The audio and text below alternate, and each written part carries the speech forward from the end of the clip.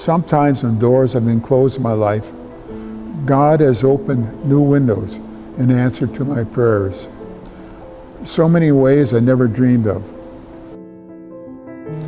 The special people that God puts into our lives, wow, again, just stop and think about it. Some as special friends, some that become family, some in time of need, some at just the right place and at the right time. It happened when I was about 7 years old. My dad was an avid fisherman. At the time, we lived in South Milwaukee, Wisconsin. South Milwaukee had a pier that went out a ways. It was mostly rocks that were surrounded by piling to contain the rocks. And the fishermen would go out to the end of it oftentimes and fish. Well, one day, Dad came home, knocked on the door, came in, he was dripping wet. And Mom was panicking. What happened to you? And he just looked and was quiet, said, let me just relax a little bit and I'll explain. Well, the story goes like this. He's sitting out there at the end of the pier fishing, catching lake perch like he often liked to do, long before he started taking me fishing with him. And there was a young lady that came out later and sat almost next to him fishing off the other side of the pier. All of a sudden it got stormy. The waves started to come up and up and up. My dad was never afraid of waves. He was a distance swimmer. Anybody that knows Racine, where I live now, knows there was a lighthouse that was 3 miles out into Lake Michigan years ago. My dad used to swim out to it as a boy. So he was a distance swimmer, and he didn't mind rough waters. So he stayed and fished. He said that the perch would bite the best when the water got the roughest. Okay, and then all of a sudden this huge wave comes up, and it sweeps the young lady off the pier, and she disappears. So what's my dad do?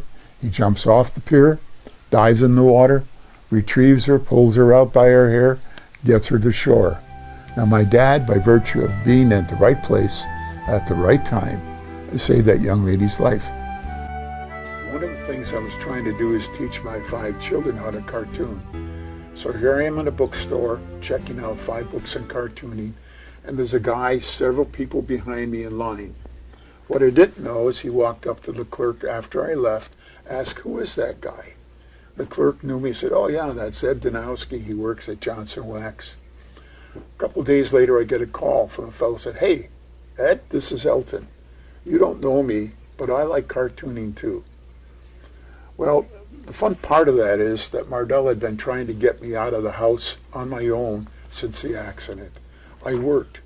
When I came home, I just sat around. Yeah, I spent time with the kids, but for myself, I didn't do anything. So Elton called several times, and finally I said, okay, let's do it. So we got together, and we became fast friends. We not only worked on cartooning, but we did watercolors together. We did a cartoon strip together called 7:30 that got published in the newspaper. His mutual friend, Milton Caniff, who some people will recognize as one of the country's greatest cartoonists, was a friend of Elton's and had encouraged us to take our strip and go national.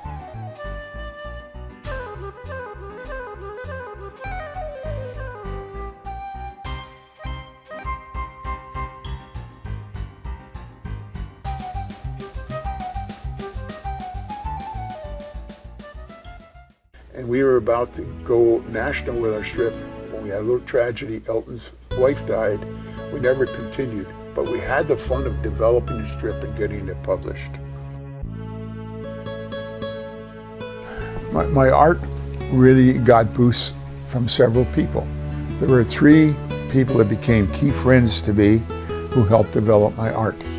Between the 3 of them, they took my art on a real journey. Oh, the first one was an artist named Bob Johansson, very well known around the country, but here from Racine. The second one was a former art teacher from years ago for me named Berta Sherwood. Berta handpicked 5 artists from the region to come paint at her home once a week. And we'd come and we'd paint for 3 or 4 hours in an afternoon. All of us retired at that point. And Berta really helped to elevate my skill level. And then, of course, there was meeting my friend Zoltan Zabel. I had to retire early at the age of 55 for health reasons. Mardell was concerned about me being home because my career was a business career. I had long hours, I traveled a lot, and suddenly here I'm going to be home. And so she sent me to a workshop in Minneapolis with an artist named Zoltan Zabel. The interesting thing was that over the lunch period, he invited me to lunch. We became fast friends. And Zoltan would travel back and forth from North Carolina to here in Racine, got to know my children. He coached and mentored all of us and took our art all to a high level. And since then, we've had so much fun with it. About 6 years after encephalitis, Mardell and I were sitting in our kitchen at home, and the snow was just coming down beautifully. Couldn't be prettier. And Mardell said, "Hey, honey, how about we go to Pet Fright Springs and play in the snow with the kids?" So we loaded all 5 kids in the car, came here to this very, very spot where I'm standing right now. And the kids had fun with snowballs and running in the snow. Then they caught wind of something else. They saw this beautiful bridge over my left shoulder. All 5 of the kids had a ball. They started running from here to here, back and forth across the bridge, back and forth, back and forth, back and forth. It was a field day for them. It was a free day for them. And here on this very, very bridge were all these footprints that ran back and forth across the bridge and back again. Mardell and I were standing right about here, watching our children run back and forth, having a field day in the snow. Footprints galore, back and forth across the bridge. All of a sudden she stopped, looked up at me, she's like, "Honey, can you do a favor for me?" And I asked, "What's that?" She said, "When I get better, when I'm well, will you paint this scene for me?" And 8 years later I did. And it was called Footprints on My Bridge. Now I should take you to another time, not too far after the Footprints on the Bridge episode with Mardell. We took our 5 kids here to Hanchy Pond, one of our very favorite spots with our children because we all like cameras. And we all came here and took lots of pictures. As you see behind me, there are a few geese here today. One particular day we saw a mother goose, a father goose, and 5 little geese. They came down this very hill, right about this very spot, and they went into the water one at a time and started to swim. And Mardell said, "That's it, paint that for me." So guess what? I took my camera, took a photograph, and that became the painting that you'll see of geese taking a swim. We call it Family Swim. But this is the lady that encourages me all the time. She and I do some shows every year together. She does beautiful crafts and she'd get a lot of credit for that. She's done it for years and years. So together we have a craft and an art show. Well, let me go back over some of these open windows because the most fun ones for me were the ones that I could do with my family. For example, my son Dan. My son Dan loved to do jewelry and work with metals. Beautiful at it. Dan used his creative skills in computer graphics, which is where he works. My son Don loved to do watercolors. And with my son Don, I would help him one day to actually finish working on an assignment he got to complete some coloring books, a project we did together. Don is the director of an art department at a major creative company. My son, Greg, is an artist and a writer. My daughter, Sherry, loves to paint, and she uses her art when she's teaching in Milwaukee. So these things just kept falling in place beautifully. One of the most fun things of it all is that my children, all of my children, and I, and my wife Mardell, who is very good at crafts, would do art and craft shows together. Here, Door County, Milwaukee, or wherever you could. And our family would meet together at different stores, art stores. Our works would be on display permanently. There was even a gallery dedicated to the Danowski family art for several years. So, and we have, till this day, still do art shows together.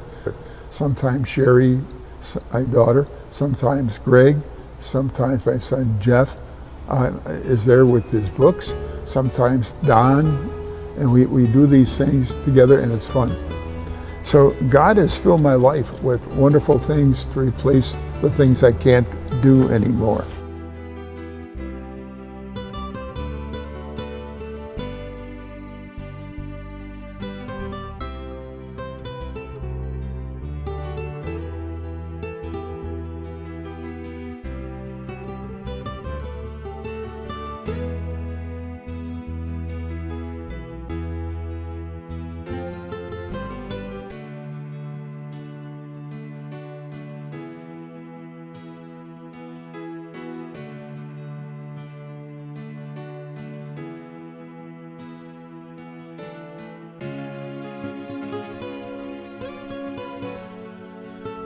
The next is a priest called Father Peter Mary Rookie. Now, some of you may know about Father Rookie. He's now passed away. I learned a lot from Father Rookie about resting in the Spirit. My first experience with him came about when I went to a healing service for somebody else. And I experienced just a little light twinge in the knees. But as time went on, I learned the full measure of what that particular gift is. But what really happened to Father Rookie is my friend Elton that I mentioned, the cartoon buddy of mine. Well, he lost his first wife, and Elton remarried. A lady he married was a Catholic. Elton was not. And she called me on the phone one day and says, "Ed, would you mind taking Elton to the Church of St. Lucy's? A priest named Father Rookie will be there with a healing service. I just wondered if maybe he would be converted if he went." So I went to the healing service with Elton. Saw people getting out of wheelchairs and walking. Very interesting thing that I really want to share here is at one point during the service, Father stressed to the people there, look, when you pray to God, when you pray to Jesus, imagine in your mind that he's standing right there in front of you, and that with all of your heart, you are praying to your very best friend about whatever it is that you have on your mind. And before we went up for a blessing, that's how he asked us to pray. Now, I did go up for a blessing with Elton, so he would go along. I wasn't even thinking of myself. Went home that night. The next morning I woke up. Now you have to know that when I was going to work, I had braces on both hands that went from here up to here. My fingers were stiff. I had to prime with each other to get them going in the morning. And I'm reaching for my razor, except my fingers are going like this. And I'm looking at my hands, and sure enough, my fingers are moving. My wrists are supple again. My elbows move. My shoulders move. Not like the rest of my body with ankylosing spondylitis. From that day on, I never had to wear a brace again. So whatever everyone wants to call that, I know it was something special. I got to know Father Rookie pretty well. Became sort of friends. We wrote back and forth a little.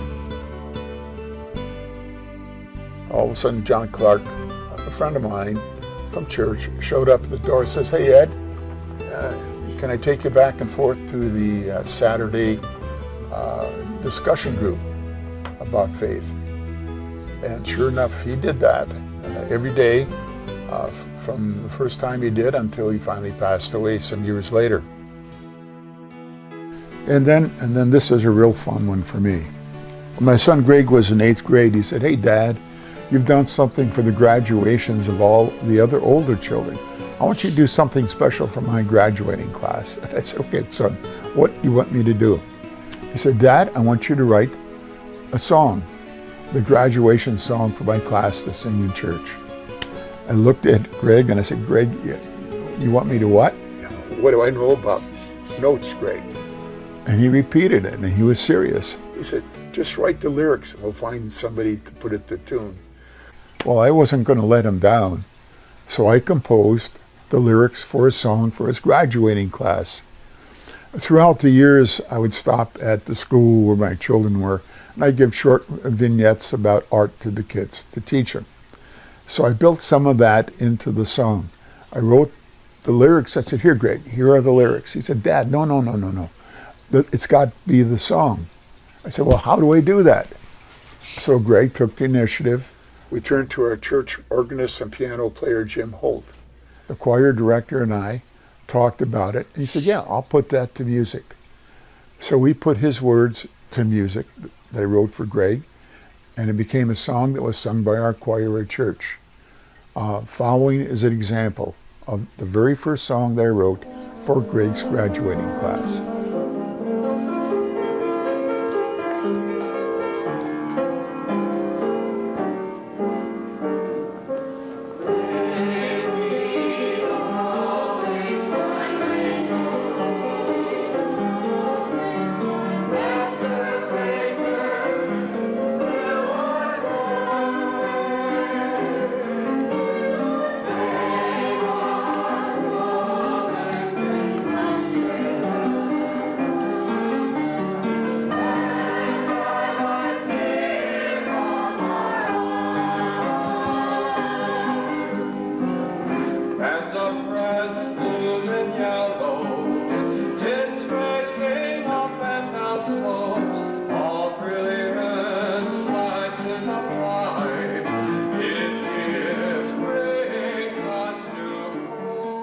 We had so much fun. We wrote about 7 or 8 songs that were sung by our choir regularly. We even wrote the wedding song for my children. I'd written a series of poems. And one of the poems was very, very short. And it was about people spending time with others in need of their time. Well, one day I got a phone call from my son, Jeff. He said, "Dad, I met this lady at our church. She plays in the church orchestra. She wants to know if she can put your poem to music." Well, I was a little hesitant about that, didn't know her, but I said, "Sure." And the young lady came over to the house. We sat down. We worked on it together. And on Divine Mercy Sunday, a very, very special Sunday to me, this young lady sang it at the service. And that's what you'll see on this video.